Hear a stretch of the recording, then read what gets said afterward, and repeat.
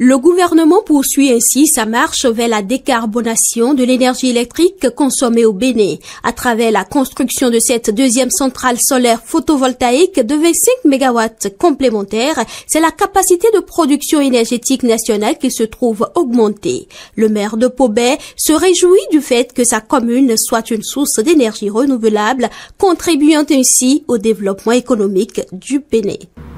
Nous sommes honorés d'être une source de lumière pour le Bénin et la sous-région.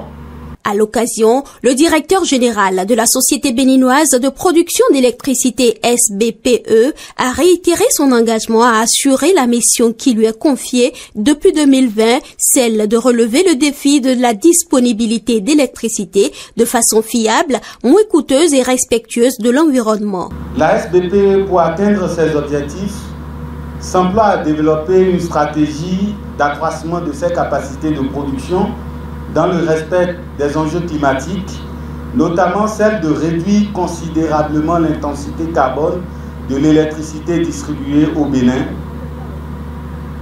pour garantir à l'avenir et aux nouvelles générations un bien-être dans un environnement éco-citoyen assez responsable.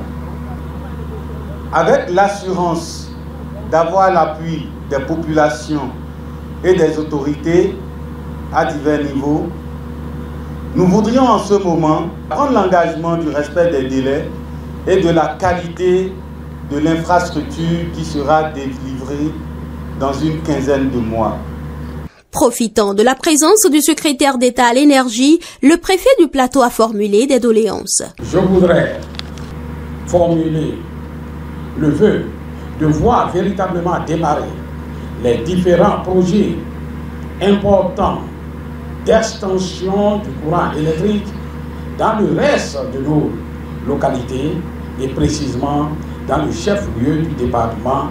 En procédant à la remise officielle du site et au lancement des travaux, le secrétaire d'État à l'énergie, Édouard Dahomey, a rappelé l'engagement du gouvernement à se doter d'une plus grande indépendance énergétique. Il parle des exigences auxquelles vont répondre les travaux. La qualité des ouvrages, le respect du délai et le contenu local. D'un coût global de 19 milliards 22 753 000 francs CFA, le projet est financé et soutenu par le gouvernement japonais.